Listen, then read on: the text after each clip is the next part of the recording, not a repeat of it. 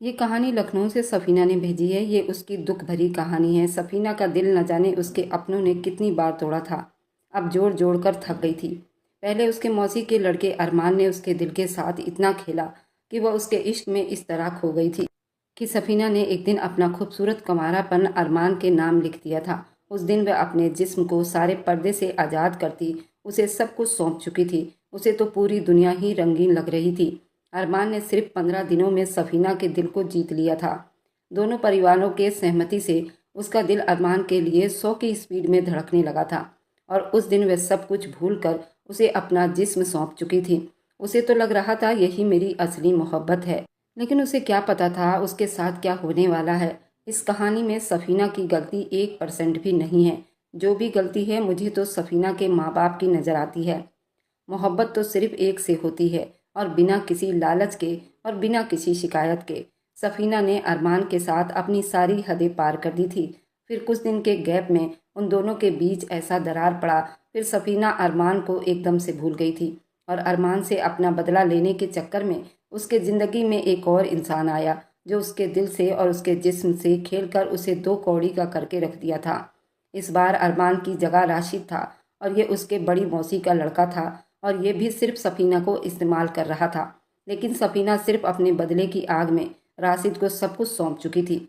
सफ़ीना को लग रहा था कि वह अरमान से बदला ले लेगी, लेकिन वह ऐसे दलदल में फंसी कि वहां से निकलना बड़ा मुश्किल हो गया था। राशिद के प्यार में भी उसने अपने आप को राशिद को सौंप दिया था और राशिद ने भी मौके का फ़ायदा उठाकर अपने जिस्म की भूख सफ़ीना से कितनी बार मिटाई थी।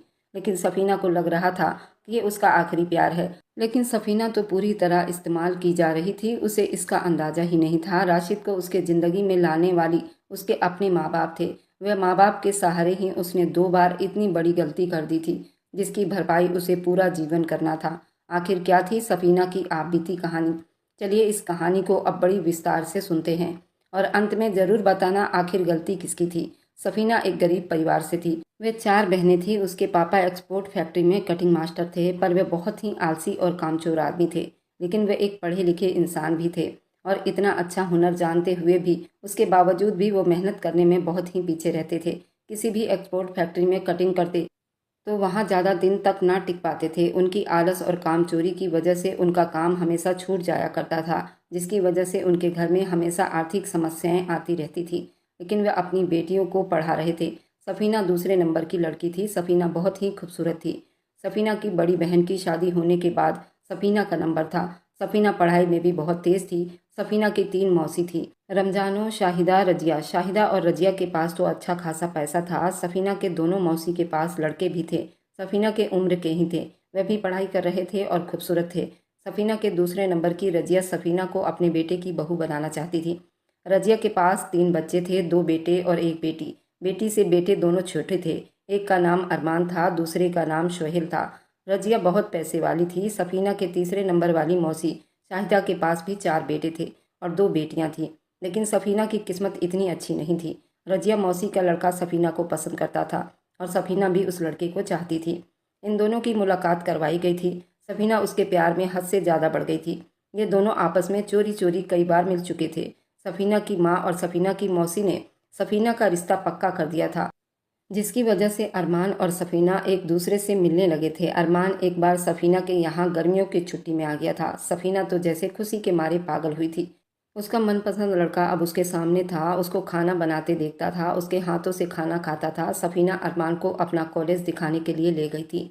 रास्ते में ही ये दोनों डेट मारने के लिए किसी पार्क में चले गए थे। वहाँ जाने के बाद इन लोगों ने पहली बार एक दूसरे से अपने दिल की बात की थी। अरमान ने सफ़ीना से लिप किस मांगा था, जो सफ़ीना ने शर्माते शर्माते उसे दे दिया था।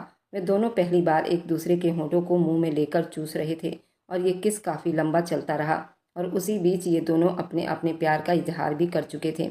वैसे तो इन दोनों के बीच 1-2 बार आमना सामना हुआ था, लेकिन अपने दिल की बात न कर पाए थे। क्योंकि सभी रिश्तेदार एक साथ रहते थे तो ये दोनों कभी अपने दिल की बात एक दूसरे से ना कर पाए थे। और आज जब इन दोनों को मौका मिला तो एक दूसरे के करीब हुए थे और अपने अपने दिल की धड़कनों को काबू करते पूरा शाम पार्क में बिताने के बाद वे घर पर लौटे थे। अरमान पूरा 15 दिन सफ़ीना के घर में रुका हुआ था और इस 15 दिन में सफ़ीना अरमान एक दूसरे के जिस्म को सुकून भी पहुंचा चुके थे। एक रात अरमान छत पर सो रहा था। सफीना को पहले ही बोल चुका था, आज रात छत पर मिलेंगे। सफीना जहाँ पर रहती थी उनके अगल बगल में कई प्लाट खाली थे। सफीना के और भी भाई बहन थे, मम्मी पापा सब उसी प्लाट में चारपाई लगाकर लेटे हुए थे और सफीना अरमान दोनों छत पर थे। अरमान तो रात को 8 बजे छत पर जाकर सो चुका था, लेकिन सफीना उस इंतजार में बैठी थी सबकी नींद गहरी हो जाए तो वह छत पर जाएगी। और जैसे ही रात के 2 बजे सफीना भी उठकर अब अरमान के बिस्तर में थी। अरमान भी उसे बड़ी चाहत से अपने सीने में चिपका चुका था, उसके होठों पर बरस पड़ा था। सफीना भी बेकाबू हुई थी, उसने भी अरमान के होठों को अपने होठों से चूमा था। वह आधे घंटे तक होठों पर ही लगे रहे।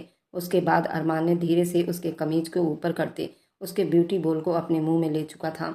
सफीना भी बिल्कुल बेकाबू हो गई थी। वह लंबी लंबी सांसें बिल्कुल धीरे धीरे ले रही थी ताकि कोई सुन न ले। उसके बाद अरमान ने उसके सलवार के डोरी को भी खोल दिया। उसके बाद अरमान उसके ऊपर होकर अपनी मोहब्बतों की बरसात करने लगा। सफीना भी बिल्कुल तैयार थी, वह भी उसका पूरा साथ दे रही थी। थोड़ी ही देर में सफीना ने एक चीख मारी। अरमान ने धीरे से उसके होंठों पर हाथ रखा, बस थोड़ा सा रुको, उसके बाद बहुत मज़ा आने वाला है। सफीना भी उसका भरपूर साथ दे रही थी, लंबी लंबी सांस ले रही थी। वे दोनों सुबह तक एक दूसरे में समाये रहे। सफीना ने अपने पूरे कपड़े खराब कर लिए थे, उसको ब्लीडिंग हुई थी। अरमान ने कहा, पहली बार ऐसा ही होता है। अरमान ने कहा, समझो आज हमारी सुहाग रात थी, आज हम दोनों ने बहुत ही इंजॉय किया है। ये तुम्हारी यादगार रात होगी ताकि तुम मुझे कभी ना भूल पाओ। सफीना को तो पक्का भरोसा था कि मेरी और अरमान की शादी हो जाएगी तो हम चाहे सुहाग रात बाद में मनाएं या अभी, इससे क्या फ़र्क पड़ता है, पति तो मेरा अरमान ही होगा। ये उन दोनों की सोच थी, लेकिन सफीना की किस्मत तो बहुत ख़राब थी। उसे नहीं मालूम था आगे उसके साथ क्या होने वाला है। ये उसकी पहली मोहब्बत थी, वह अपनी मोहब्बत में अब हद से ज़्यादा आगे बढ़ चुकी थी। अरमान ने सफीना के साथ 3-4 बार ऐसा किया था और ये दोनों की ही रजामंदी थी। अरमान तो 15 दिन के बाद अपने शहर लौट चुका था। अरमान हैदराबाद में रहता था, सफीना लखनऊ शहर में रहती थी। वह तो अब जा चुका था, लेकिन इन दोनों की आपस में एसटीडी कॉल हो जाती थी।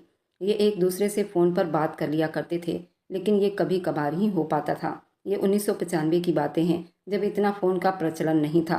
दूसरे शहर में लोग एसटीडी कॉल से ही बात किया करते थे, वह भी काफ़ी महंगा पड़ता था, जो सफीना तो कभी नहीं कर पाती थी। लेकिन रजिया मौसी जब फ़ोन करती तो उसकी बात अरमान से हो जाती थी। इतना दूर रहने के बाद भी ये एक दूसरे को दिल दे बैठे थे। इनकी आपस में सगाई हो चुकी थी। सफीना की मौसी ने शादी को 5 साल के लिए टाल दिया था। इधर सफीना के माँ बाप के पास भी अभी पैसे नहीं थे कि वे लोग सफीना की शादी करते। इसी तरह करते करते 4 साल बीत चुके थे। सफीना की होने वाली एक ही नंद नगमा थी और उसकी सगाई भी हो चुकी थी। सफीना के माँ बाप चाहते थे उसकी नंद के साथ अरमान और सफीना की भी शादी कर दी जाए, लेकिन अरमान के माँ बाप का कहना था कि वे अभी अपने बेटे की शादी नहीं कर सकती, क्योंकि नगमा उनकी इकलौती बेटी है तो वह उसकी शादी बड़ी धूमधाम से करना चाहती हैं। वह अभी अपने बेटे की शादी करने की हक में नहीं थी। उनका कहना था कि वह पहले अपनी बेटी की शादी करेंगी, उसके बाद बेटे के बारे में सोचेंगी। इसी वजह से अब दोनों बहनों में मनमुटाव हो गया था और अब तो अरमान से बिल्कुल भी बात नहीं हो पाती थी, क्योंकि सफीना की मौसी अब कभी फ़ोन नहीं करती थी और ना ही अरमान से उसकी बात हो पाती थी। इधर सफीना तो दिल ही दिल में अरमान की चाहत को सजाए बैठी थी। इधर सफीना के शाहिदा मौसी के बड़े लड़के से राशिद, सफीना की होने वाली नंद की सगाई हुई थी। सफीना की एक ही नंद थी। सफीना का होने वाला पति 2 भाई थे। छोटी फैमिली थी, लेकिन सफीना का कहना था अरमान यहाँ लखनऊ में आकर सफीना के माँ बाप के साथ रहे, क्योंकि सफीना सिर्फ 4 बहनें थी, उसका कोई भाई नहीं था। बड़ी बहन की भी शादी हो चुकी थी, तो सफीना के ऊपर उसके घर की पूरी जिम्मेदारी थी। ये सफीना का पर्सनल कहना था कि अरमान शादी के बाद यहाँ पर आकर रहे ताकि सफीना अपने माँ बाप का ख्याल भी रख सके।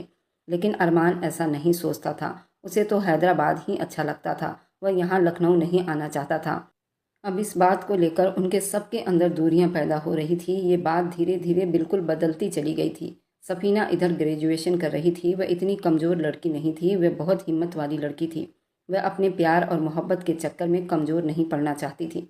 उसका कहना था कि आज अगर मैं झुक गई तो अरमान हमेशा मुझे झुकाएगा।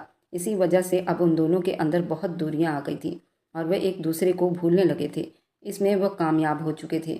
सफीना अब 3rd ईयर में आ चुकी थी। उसका अब लास्ट साल चल रहा था। उस बीच सफीना के होने वाले नंद का मंगेतर राशिद उनके घर आया। वह भी उसके मौसी का ही लड़का था। शाहिदा मौसी का सबसे बड़ा वाला लड़का था। राशिद 4 भाई थे। इसने अपनी नौकरी के लिए फार्म भरा हुआ था और उसी का पेपर देने के लिए वह लखनऊ आया था। ये बिहार के गया जिला में रहा करते थे। अभी उसके लखनऊ में ही सारे पेपर और इंटरव्यू होने थे। जिसकी वजह से वह तैयारी कर रहा था। सफीना भी अपने 3rd ईयर के एग्ज़ाम में लगी हुई थी। अरमान का पूरा परिवार थोड़ा घमंडी था और ये बात सभी जानते थे। राशिद अपने नौकरी के लिए तैयारी कर रहा था। लखनऊ में सफीना से उसकी काफ़ी अच्छी दोस्ती हो गई थी। उसके पेपर में उसने बहुत हेल्प की थी और उसको पढ़ा रहा था। उसी बीच सफीना की नानी भी उनके घर आई हुई थी। सफीना की नानी ने जब देखा राशिद और सफीना के बीच काफ़ी अच्छी दोस्ती है और ये पढ़ने में भी बहुत तेज़ हैं, और सफीना की नानी सफीना की माँ को बहुत चाहती थी, क्योंकि सफीना की माँ थोड़ा परेशान रहा करती थी, क्योंकि उनके पति भी कामचोर थे और घर में हमेशा आर्थिक समस्याएं रहती थी। ऊपर से अल्लाह ने 4 बेटियां और दे दी थी, जिसकी वजह से सफीना की नानी उसकी माँ को बहुत चाहती थी। जब उन्होंने सफीना और राशिद को देखा तो कहा कि इन दोनों की जोड़ी बहुत अच्छी जमेगी। तू कह तो मैं शाहिदा से बात करती हूँ, उसके 4 बेटे हैं, एक बेटा यहाँ तेरे पास आकर रहेगा तो उनको कोई फ़र्क नहीं पड़ेगा और तेरी मदद भी हो जाएगी। और रजिया के तो 2 ही बेटे हैं, तो वह कभी नहीं चाहेगी कि मेरा बेटा कहीं दूर जाए। और रही बात उसकी लड़की की, तो उसका तो कहीं भी रिश्ता हो सकता है। पैसे वाले लोग हैं और एक इकलौती लड़की है, वे अपने टक्कर में ही शादी करेंगे। शाहिदा, तुम दोनों बहन आपस में मिल जाओ, तुम दोनों की जोड़ी जमेगी। तुम्हारे पास बच्चे भी ज़्यादा हैं, एक दूसरे के दुख को अच्छी तरह समझोगे। ये बात राशिद के कान में उसकी नानी ने डाली थी। राशिद को तो अपनी मंगेतर भी बहुत पसंद थी, वह इसलिए उसकी मंगेतर इकलौती थी। राशिद के परिवार वाले थोड़े लालची टाइप थे। जब राशिद के नानी ने ये बात कही तो राशिद ने उनकी बात को स्वीकार कर लिया। कहा कि मैं नगमा को छोड़कर सफीना से शादी कर सकता हूँ, इसमें तो कोई बुराई नहीं है, ये तो बहुत अच्छी लड़की है। बल्कि नगमा तो एक घमंडी लड़की है, वह कभी मुझसे बात नहीं करती। सफीना तो बहुत ही प्यारी लड़की है, अगर सफीना किसी के ज़िंदगी में आ जाए तो उसकी ज़िंदगी बदल जाएगी। सफीना ने भी राशिद की बात सुन ली थी। जो कमी उसमें अरमान के घर वालों में निकाली थी, वह इस बात से सहमत थी। सफीना का भी कहना यही था कि वे लोग बहुत घमंडी हैं, वे अपने आप में किसी और को नहीं लगाते। अगर हम फ़ोन करेंगे तो बात कर लेते हैं और कभी अपने आप फ़ोन लगाकर हाल चाल नहीं पूछते। जबकि अरमान तो मुझसे मोहब्बत का दावा करता था, लेकिन वह तो एक नंबर का झूठा निकला। उसने माँ से साफ शब्दों में कहा कि वह यहाँ लखनऊ नहीं आ सकता और शादी के बाद मुझे कभी कभार लखनऊ आने देगा, पर यह मुझे स्वीकार नहीं है। मैं अपने माँ बाप के पास रहकर उनकी देखभाल करना चाहती हूँ, आखिर मेरी जिम्मेदारी है मेरे माँ बाप की, तो मैं अपने माँ बाप को कैसे छोड़ दूँ। राशिद उसकी बातों से सहमत था। अब राशिद का आना जाना उनके घर में बराबर हुआ करता था और ये दोनों अपने अपने दुख सुनाया करते थे, क्योंकि राशिद की मंगेतर भी उससे ज़्यादा बात नहीं करती थी। जब राशिद उससे फ़ोन पर बात करता तभी वह उससे बात कर पाती थी, बाकी वह कभी अपने आप से फ़ोन मिलाकर उससे हालचाल नहीं पूछती थी। राशिद और सफीना का दुख बिल्कुल सेम था। सफीना इसी वजह से अब राशिद के करीब आ रही थी। यहाँ रहते काफ़ी दिन हो गए थे। लखनऊ में ही राशिद जॉब कर रहा था। वह सफीना के घर हमेशा आया जाया करता था। सफीना को बाहर जाना होता तो वह जब भी फ़ोन करती तो वह उसके बुलाने पर आ जाता। अब राशिद और सफीना की माँ भी इस बारे में बात करने लगी थी कि अगर सफीना और राशिद की शादी हो जाती है तो राशिद यहाँ पर रह सकता है, मुझे कोई परेशानी ना होगी। ये बात सफीना की माँ को अच्छा लगा था। अब ये दोनों आपस में तय कर चुके थे कि राशिद और सफीना की शादी कर दी जाए। इधर राशिद और सफीना को इस बारे में अच्छे से मालूम हो चुका था। हम दोनों की सोच सेम है और राशिद मेरा हर कहना मान सकता है, लेकिन सफीना को ये नहीं पता था कि ये सिर्फ एक धोखा और छलावा है। सफीना भी राशिद को अब धीरे धीरे पसंद करने लगी थी। राशिद भी उसे अपनी चाहत के बारे में बता चुका था। जो सफीना को पसंद है वही उसको पसंद है। अगर हम दोनों शादी कर लेंगे तो हमारी खूब जमेगी। एक दिन सफीना एक नॉवल पढ़ रही थी जो बहुत ही रोमांटिक थी और राशिद अभी अभी आकर बैठा था, लेकिन सफीना को नहीं पता था कि राशिद उसके पीछे बैठा हुआ है। वह अपनी नॉवल पढ़ने में मगन थी, राशिद उसे देखने में बिजी था। अचानक ही नज़र भटककर राशिद पर पड़ी तो वह हड़बड़ाकर उठ बैठी और कहने लगी, राशिद तुम कब आए? उसने कहा, मैं तुम्हें डिस्टर्ब नहीं करना चाहता था, क्योंकि जो कहानी तुम पढ़ रही हो मैं पढ़ चुका हूँ और ये बहुत ही रोमांटिक स्टोरी है। क्या तुम्हें ये वाली कहानी पसंद आई? वह मुस्कुराने लगी और कहने लगी, वाकई ये बहुत ही रोमांटिक है। राशिद कहने लगा, जब इस कहानी की लड़की आपे से बाहर हो जाती है तो सामने वाले का छक्का छुड़ा देती है। राशिद की बात पर सफीना बहुत ज़्यादा शर्माई थी, उसके गाल बिल्कुल लाल पड़ गए थे। राशिद ने कहा, सफीना क्या मैं तुम्हें पसंद हूँ? सफीना ने कहा, तुम तो बहुत ही हैंडसम हो, तुम्हें तो कोई लड़की मना कर ही नहीं सकती। तो राशिद कहने लगा, इसका मतलब कि तुम मुझे पसंद करती हो? सफीना ने हाँ में सिर हिला दिया। वह मुस्कुराने लगी। राशिद ने कहा कि परसों तुम्हारा फाइनल एग्ज़ाम ख़त्म है और मेरे इंटरव्यू भी ख़त्म हो चुके हैं, तो क्यों ना हम एक मूवी देख लें अपने अपने पेपर ख़त्म होने की खुशी में। देखो मेरे दोस्त ने मेरे लिए टिकट खरीदा है उसको इमरजेंसी में गांव जाना पड़ा। वह अपनी गर्लफ्रेंड को लेकर फिल्म देखने वाला था, तो क्यों ना उसकी टिकट पर मैं तुम्हें लेकर चलता हूँ। क्या तुमने कभी हॉल में फ़िल्म देखा है? सफ़ीना ने कहा, नहीं, मैंने कभी हॉल में फ़िल्म नहीं देखा। मेरे पास इतने पैसे नहीं होते कि मैं फ़िल्म देखूँ। जब मैं जॉब करने लगूंगी तो शायद ज़रूर देखूंगी। राशिद ने कहा, चलो मैं तुम्हें दिखाता हूँ, तुम्हारी इच्छा पूरी कर दूंगा। और हाँ, घर में किसी को ना बताना, हम बहाने से फ़िल्म देखने चलेंगे। सफ़ीना भी मान गई थी। उसे भी मूवी देखने का बहुत शौक था और सिनेमा हॉल में तो वह कभी गई ही नहीं थी, और राशिद के साथ तो उसे और भी मज़ा आने वाला था। टिकट रात की थी। सफ़ीना ने अपनी माँ से बहाना बनाया कि उसे अपनी सहेली की शादी में जाना है और उसकी सहेली ने उसको मेहंदी लगाने के लिए आमंत्रित किया है।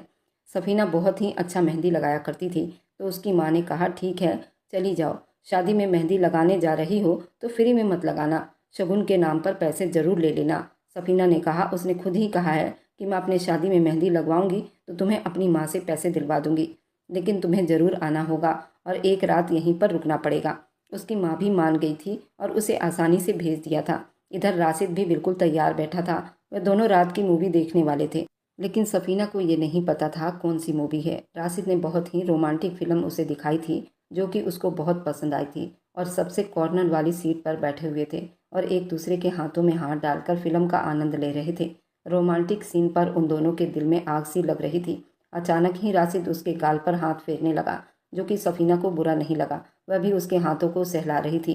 धीरे धीरे वह उसके होठों को छूने लगा। सफ़ीना भी मुस्कुरा रही थी। धीरे से उसके गर्दन को अपनी बाहों में लेकर रोमांटिक सीन पर उसे पकड़कर चूमने लगा।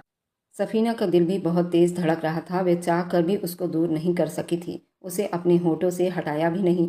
वह काफ़ी देर तक उसके होठों को अपने होठों से मसलता रहा। उसके बाद वह उससे दूर हुआ था।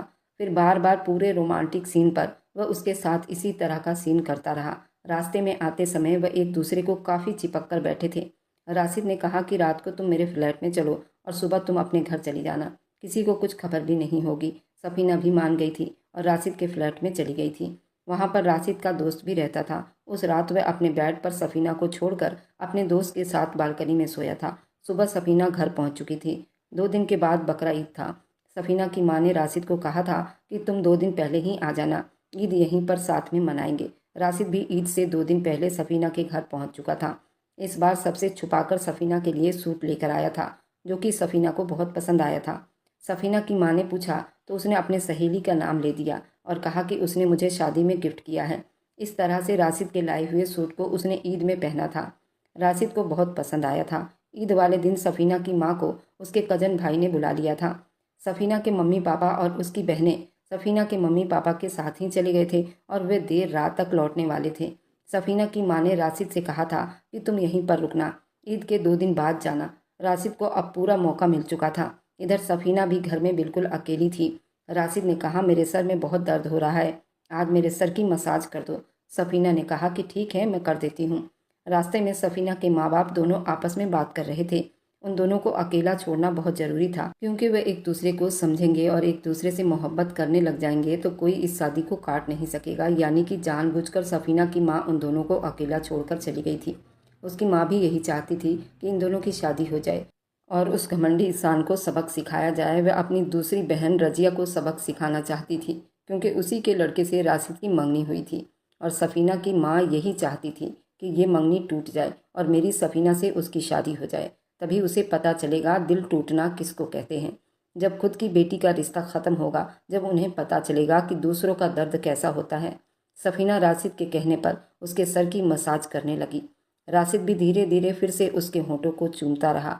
वह उसके सर की मसाज कर रही थी। अचानक से राशिद कहने लगा, मेरे सीने में भी बहुत दर्द हो रहा है। सफ़ीना मुस्कुराई थी।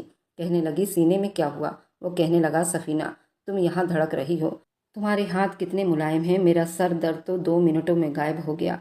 लाओ, अब मैं तुम्हारे सर की मसाज कर देता हूँ। सफ़ीना के बाल बहुत लंबे थे और बिल्कुल सिल्के थे। राशिद ने उसके जूड़े को खोला तो सारे बाल बिखर गए और उसके बालों से इतनी प्यारी खुशबू उठ रही थी। वह उसके बालों को चूमने लगा, उसमें हल्की हल्की मसाज करने लगा, जो कि सफ़ीना को बहुत ही आनंद आ रहा था। बार बार झुककर उसके गालों पर भी किस करता। वह एकदम उसके गर्दन पर आया था, अपने होठों में ले गया। सफ़ीना ने भी उसे नहीं हटाया। वे दोनों बिल्कुल बेकाबू हुए थे। उसके होठों पर से उसके गर्दन पर और फिर गर्दन से उसके बैली बटन पर पहुंच चुका था। सफ़ीना ने भी उसके होठों को अपने होठों से चूमा था। सफीना बहुत ज़ोर ज़ोर से सिसकियाँ ले रही थी। राशिद भी उसके कमीज को उतार कर अपने कुर्ते को उतार गया और उसके ऊपर होता उसे अपने नीचे कर लिया था और उस पर पूरा काबू पाया था। वह भी अपने आप को राशिद के हवाले कर चुकी थी। बड़ी तेज तेज आहें भर रही थी। वह भी उसको खूब सुकून पहुंचा रहा था और वह भी खूब मगन थी। इसी तरह उनको अब 2 से 3 घंटे हो गए थे। वह इसी तरह एक दूसरे के जिस्म में खोए हुए थे। वे दोनों एक साथ बाथरूम में नहाने चले गए और बाथरूम के अंदर भी उन दोनों ने खूब रोमांस किया था। सुकून पाकर वह एक दूसरे को देख रहे थे। सफीना ने कहा, राशिद, क्या मैं तुम्हें पसंद हूँ? उसने कहा, पसंद नहीं, तुम एक नशा हो। इस नशे की मुझे आदत हो गई है। अब मैं तुम्हारे बिना नहीं रह सकता। सफीना उसकी बातों को सुनकर बहुत खुश हुई थी। उसे लग रहा था शायद राशिद को उससे मोहब्बत हो गई है, लेकिन उसे नहीं मालूम था राशिद तो सिर्फ उसे इस्तेमाल कर रहा था। इस बार भी वह अब राशिद के झूठे इश्क में फंस गई थी और अपने माँ बाप के कहने में वह उसे अपना मान बैठी थी। सफीना के माँ का कहना था कि तू किसी भी तरह से राशिद को अपना बना ले ताकि हम सब का बदला पूरा हो सके। जब अरमान ने तेरे दिल से खेला है तो इसी तरह तू भी उनके दिल से खेल ले ताकि उनको भी तो पता चले कि उन लोगों ने किससे पंगा ले लिया है। सफीना को अपने पिछले महबूब की बातें याद आ गई और उसके साथ बिताए रातें याद आ गई तो तड़प उठी थी। उसने अपने मन में ही वादा कर लिया था कि अब जो भी हो वह राशिद को अपना बनाकर रहेगी। अब राशिद के साथ बिना डरे उसकी सारी इच्छाओं को पूरा कर रही थी और राशिद तो अपना टाइम पास कर रहा था क्योंकि वह किसी कीमत पर भी सफीना से शादी नहीं कर सकता था, क्योंकि वह थोड़ी लालची टाइप के इंसान थे। राशिद की माँ भी सफीना को मोहरा बना रही थी, पर सफीना के माँ को इस बात की बिल्कुल भी अंदाज़ा नहीं था कि वह सिर्फ एक मोहरा थी। सफीना की माँ तो समझ रही थी राशिद उससे सच में प्यार करता है, लेकिन वह तो सिर्फ अरमान की बहन को काबू में करना चाहते थे। अरमान की माँ ने अपनी बेटी की शादी राशिद से लगाई हुई थी। वह किसी भी कीमत पर राशिद को किसी को नहीं होने दे सकती थी और उसने ऐसा ही किया। जब उसने देखा कि राशिद आजकल सफीना के साथ घूमता फिरता है और उसे पसंद करने लगा है, तो उसने तुरंत दहेज की रकम बढ़ा दी थी और अपनी इकलौती बेटी की शादी राशिद से फिक्स कर दी और तारीख भी रख दी गई थी। लेकिन इधर ना तो सफीना को पता था और ना ही उसकी माँ को पता था। उन दोनों बहनों ने सफीना की माँ को और सफीना को भनक तक ना लगने दी और चुपके से ये शादी हो गई थी। जब शादी के दिन किसी रिश्तेदार ने फ़ोन किया तब पता चला कि आज तो राशिद की शादी अरमान की बहन से होने वाली है। कुछ ही घंटे में बारात निकलने वाली है। तो इन दोनों माँ बेटी और उसके पापा जैसे पागल हो गए थे, क्योंकि राशिद के परिवार और राशिद हैदराबाद में ही जा चुके थे और ये शादी हैदराबाद में ही होनी थी। अब सफीना और उसके माँ बाप तो इतनी जल्दी नहीं पहुँच सकते थे। अब वो अपने सर पर हाथ रखकर शोक मना रहे थे जैसे घर में कोई मौत हो गई हो। घर में बैठे सारे मातम मना रहे थे। इधर राशिद बारात सजाकर अरमान के बहन को दुल्हन बनाने वाला था। इस बार फिर से सफीना का दिल टुकड़े टुकड़े हो गया था। वह कठपुतली बन चुकी थी। वह तो समझ रही थी कि वह उससे बदला लेगी, लेकिन वह आज खुद ही इस आग में जलकर राख हो गई थी। सफीना को अब मर्द जात से नफरत होने लगी थी। इधर राशिद अपनी पत्नी नगमा के साथ बहुत खुश था और उसकी अब सरकारी जॉब लग गई थी। राशिद की पत्नी ने उससे पूछा कि तुम सफीना के साथ कुछ ज़्यादा ही फ्री हो गए थे। जब तुम्हें पता था कि मेरे साथ तुम्हारी शादी लगी है, फिर तुम सफीना के साथ क्यों घूम रहे थे? राशिद ने कहा, बस यूं ही, वह लड़की दिल की बुरी नहीं है। उसने मुझसे शादी के लिए कहा था। नगमा ने कहा कि तुम्हें पता था उसकी मंगनी मेरे भाई से हुई है, तब भी तुम उसके साथ बहुत फ्री हो रहे थे। क्या तुम्हें वो पसंद आ गई थी? उसने कहा, ऐसा कभी हो ही नहीं सकता। मुझे तो शुरू से तुम पसंद थी, तो मैं क्यों सफीना से शादी करता? उसने अपनी पत्नी को मिनटों में ही बेवकूफ़ बना दिया था। उसने कहा कि सफीना ही मुझसे बहुत ज़्यादा चिपकती थी, जबकि उसको पता था कि मेरी सगाई तुमसे हो रखी है। तब वो मुझे चाहने लगी थी। उसने यहाँ तक कह दिया था कि मैं तुम्हें पसंद करती हूँ और तुमसे शादी करना चाहती हूँ। मैं अपनी नगमा को नहीं छोड़ सकता था। अब देखो, आज तुम मेरे साथ हो। अब इससे ज़्यादा तुम्हें क्या सबूत दूँ? इधर सफीना अपने गम से बाहर निकल नहीं पा रही थी। उसको रह रहकर राशिद की बहुत याद सताती थी। 2 साल के बाद अरमान की माँ की तबीयत बहुत ज़्यादा ख़राब हुई। वह लखनऊ इलाज के लिए आई थी। वह सफीना के घर में ही रुकी हुई थी। अब सफीना की माँ को वो मना चुकी थी। उसका कहना था कि अब मैं अपने बेटे अरमान की शादी करना चाहती हूँ। सफीना की माँ तो पहले ही घायल थी। उसने कहा कि ठीक है, पहले मेरी बेटी मेरे पास रहेगी और ये बात तो मैंने पहले ही तुम्हारे कान में डाली थी शाहिदा, और तुमने मेरे गरीब होने का फ़ायदा उठाया है। एक बार कहते हो शादी करेंगे, दूसरी बार भूल जाते हो। हम इतने भी गए गुजरे नहीं हैं रजिया। रजिया ने कहा कि ठीक है, वैसे भी मेरी तबीयत बहुत ख़राब है। अब इन दोनों बच्चों की शादी हो जानी चाहिए। उसके बाद इन दोनों बच्चों की मर्जी है, अगर वो तुम्हारे घर रहना चाहते हैं तो रह सकते हैं। सफीना की माँ मान गई थी और फिर उसने सफीना को भी मनाने की कोशिश की। इस बार सफ़ीना बहुत गुस्से में थी। कहने लगी, माँ तुम लोगों ने क्या तमाशा लगा रखा है। कभी कहती हो राशिद से शादी कर लो और कभी कहती हो अरमान से शादी कर लो। मैं कोई खिलौना नहीं हूँ, मेरी खुद की अपनी कोई राय होगी। माँ तुम लोगों ने मुझे इतना नीचा गिरा दिया है कि पूछो ही मत।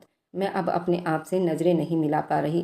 पहले मेरे दिल के साथ अरमान ने खेला, फिर उसके बाद राशिद ने खेला। अब मैं कोई खिलौना नहीं हूँ, मुझे थोड़ा टाइम चाहिए। मैं अभी शादी करने के मूड में नहीं हूँ और जब मुझे करनी होगी तो मैं बता दूंगी। मैं अरमान के बारे में अच्छी तरह से जानती हूँ। उसका कहना है कि वो यहाँ लखनऊ में हम लोगों के साथ नहीं रहेगा, वह हैदराबाद में ही रहेगा। आप क्यों परेशान होती हो, मौसी ने कहा और तुम झट से मान गई। सफ़ीना की माँ ने उसे बहुत प्यार से समझाया। कहा कि कोई बात नहीं बेटा, हम गरीब लोग हैं, हमें ज़्यादा सपने देखने की ज़रूरत नहीं। अगर इस वक्त अरमान तैयार है तो कर लो शादी। अरमान की माँ भी चाहती है कि ये शादी हो जाए। शादी के बाद देखी जाएगी अरमान तुम्हारे साथ रहता है कि वह हैदराबाद में ही रहेगा। उसको किसी भी तरह यहाँ लखनऊ में ही रहना होगा। सफ़ीना इस बार फिर से मजबूर हो गई थी। उसको सभी घर वाले दबा रहे थे कि तुम शादी कर लो, क्योंकि अरमान की माँ को डॉक्टर ने जवाब दिया है कि वह कुल 3 महीने ही जिंदा रहेगी। सफ़ीना की माँ उसे चढ़ाने लगी, अब उसकी माँ भी नहीं रहेगी। तुम अरमान को जैसे चाहे वैसे अपने प्यार में मोड़ सकती हो। तुम्हें देर नहीं करनी चाहिए और ये शादी कर लेनी चाहिए। सभी रिश्तेदार उसे मजबूर करने लगे तो सफ़ीना ने अरमान से शादी के लिए हामी भर ली। लेकिन एक वही थी जो इस शादी के बिल्कुल खिलाफ थी। वह थी सफ़ीना की नंद। सफ़ीना की नंद सफ़ीना से बहुत चिढ़ती थी, क्योंकि उसने सफ़ीना के बारे में, अपने पति के बारे में बहुत कुछ सुन रखा था, जिसकी वजह से नगमा उससे बहुत चिढ़ती थी और वह ये नहीं चाहती थी कि उसके भाई से सफ़ीना की शादी हो। अरमान तो पहले ही घमंडी आदमी था, उसको सफ़ीना से शादी करने में कोई आपत्ति नहीं थी। अब बहुत ही जल्दीबाजी में अरमान और सफ़ीना की शादी हुई थी। उनकी शादी में ज़्यादा तामझाम नहीं किया गया था, क्योंकि अरमान की माँ की तबीयत खराब थी। बस सिंपल से 15 आदमी की बारात थी और फिर निकाह हो गया था। 15 आदमी भी परिवार में से ही थे। अरमान अपनी पत्नी सफ़ीना को लेकर हैदराबाद चला गया था। ये दोनों 3 महीने एक साथ रहे। इन दोनों की अब आपस में तू तू मैं होने लगी थी। अरमान का कहना था कि तुमने मुझे बहुत जल्दी भुला दिया था और राशिद के साथ तुम बहुत रंगरलियाँ मना रही थी। इधर सफ़ीना का कहना था कि मैं नहीं बोली थी, तुम ही मुझसे बात नहीं करते थे और मैंने भी सुना था कि तुम भी किसी लड़की के साथ हो। जैसे तुम मेरे बारे में खबर रख रहे थे और ना मुझसे बात करते थे, ऐसे ही मुझे तुम्हारे बारे में पता चली है कि तुम्हारा भी किसी लड़की के साथ अफेयर है। तभी तुम मेरे साथ लखनऊ नहीं जाना चाहते हो। अरमान का कहना था कि उसके पिता की यहाँ हैदराबाद में जॉब है और वे अपनी जॉब नहीं छोड़ सकते। तुम्हें मेरे पिता का भी ख्याल रखना होगा। सफ़ीना का कहना था कि शादी तुम्हारे साथ हुई है, मैं तुम्हारा ख्याल रख सकती हूँ, तुम्हारे पिता का नहीं। तुम उनके बेटे हो, तुम उनका ख्याल रखोगे। इसी बात पर रोज़ इन दोनों की लड़ाई होने लगी थी। सफ़ीना को पड़ोसियों से पता चला था कि अरमान का किसी लड़की से अफेयर चल रहा है और बहुत ही तगड़ा वाला है, लेकिन वे लड़की अरमान से शादी नहीं करना चाहती। लेकिन अरमान उस लड़की का पीछा नहीं छोड़ रहा। सफ़ीना उसकी पूरी जानकारी लेना चाहती थी और आखिरकार उसने सब कुछ जान लिया था कि अरमान का अफेयर किसी रागनी नाम की लड़की के साथ है। उसी बीच अरमान के माँ का भी इंतकाल हो गया था। अब इन दोनों की लड़ाई ने भयंकर रूप ले लिया था। अरमान भी वह सब कुछ जान चुका था। सफ़ीना का राशिद के साथ अफेयर था। सफ़ीना, तुमने राशिद के साथ जो किया वह सब कुछ मुझे मालूम है। तुम खुद एक करेक्टर लेस लड़की हो और मुझे बदनाम कर रही हो। रागनी मेरी दोस्त है और कुछ नहीं। अब इन दोनों की हाथापाई होने लगी थी। सफ़ीना अब इस रिश्ते को ज़्यादा ढूंढना नहीं चाहती थी। वह हैदराबाद से अपने घर आ गई थी और इन दोनों के बीच में दूरियां पैदा करने वाली उसकी नंद नगमा थी। नगमा ने कसम खाई थी कि वह सफ़ीना का घर कभी बसने नहीं देगी। सफ़ीना ने मेरे पति को मुझसे छीनना चाहा था, ये एक डाइन है। और नगमा अरमान और सफ़ीना को अलग करने में कामयाब हो गई थी। सफ़ीना अब लखनऊ आ गई थी। उसने अपने लिए जॉब ढूंढ लिया था। अब वो अरमान को भूलने लगी थी। अरमान को तो वह पहले ही भूल चुकी थी, लेकिन सबके दबाव में आकर उसने अरमान से शादी कर ली थी। ये शादी सिर्फ 6 महीने चली थी। उसके बाद ये दोनों अलग अलग हो गए थे। अरमान कभी सफ़ीना को फ़ोन करके नहीं पूछता था तुम कैसी हो। इधर सफ़ीना भी उसको पूरी तरह भुला चुकी थी। वह अपने दुनिया में मगन हो गई थी। वह जॉब करने लगी थी। इधर सफ़ीना की माँ बहुत चिंता कर रही थी। वह अरमान को यहाँ लखनऊ में बुलाना चाहती थी, लेकिन उसकी बहन नगमा ये कभी होने नहीं दे सकती थी। वह अपने भाइयों पर कड़ी निगरानी रख रही थी। नगमा का कहना था कि अरमान सफ़ीना को डिवोर्स दे दे और नगमा के चढ़ाने पर ही उसने ऐसा ही किया था। उसने कोरियर से सफ़ीना को तलाकनामा भेज दिया था। सफ़ीना भी बिल्कुल गुस्से में भरी पड़ी थी। उसने भी उससे कोरियर से ही तलाकनामा स्वीकार कर उसे डिवोर्स की मांग की थी। उसके बाद 5 साल के बाद उनका असल में कोर्ट से डिवोर्स हो गया था। अरमान कभी भी यहाँ लखनऊ में आकर नहीं रह सकता था और सफीना कभी भी हैदराबाद जाकर नहीं रह सकती थी। इसी जिद में आकर ये दोनों अलग हो गए थे। सफीना को अब शादी पर से बिल्कुल विश्वास उठ चुका था। अब वह शादी करना ही नहीं चाहती थी। सफीना अपना जॉब करने लगी। वह स्कूल में बच्चे को पढ़ाया करती थी। उसने कमाकर अपनी 2 बहनों की शादी की थी। एक बहन की तो उसने अपने दोस्त से ही शादी की थी। जब सफीना की माँ उसके पीछे फिर से पड़ी हुई थी कि तू दोबारा से शादी कर ले, लेकिन सफीना को अब शादी ही नहीं करनी थी। उसे सिंगल रहना ही पसंद था। वह किसी के दबाव में आना नहीं चाहती थी। सफीना की ज़िंदगी इसी तरह बीत रही थी। अब आप लोग बताइए, इसमें सबसे ज़्यादा गलती किसकी थी? सफीना के माँ बाप की, या फिर सफीना की, या फिर उसके नंद की, या फिर राशिद की, या फिर उसके तलाकशुदा पति की? आप लोग मुझे कमेंट में ज़रूर बताइए। मैं आप लोगों के कमेंट का इंतज़ार करती रहूँगी। और मेरी वीडियो जहाँ कहीं से भी आप लोग देखते हैं, कमेंट में अपने शहर और राज्य का नाम ज़रूर बताएं।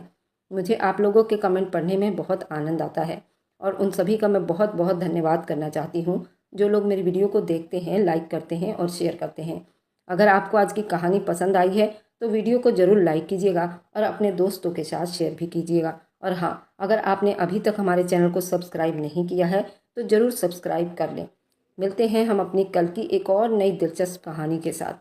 मुझ पर सदा अपना प्यार और स्नेह बनाए रखें। सभी को मेरा प्यार भरा नमस्कार दोस्तों। खुश रहें, स्वस्थ रहें, मस्त रहें।